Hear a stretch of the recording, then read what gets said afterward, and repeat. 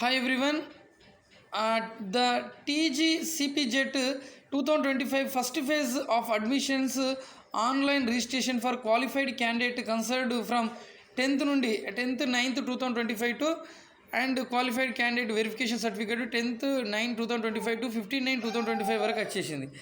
And after that verification details available candidate correction if any throw email support 18/9/2025 వరకు.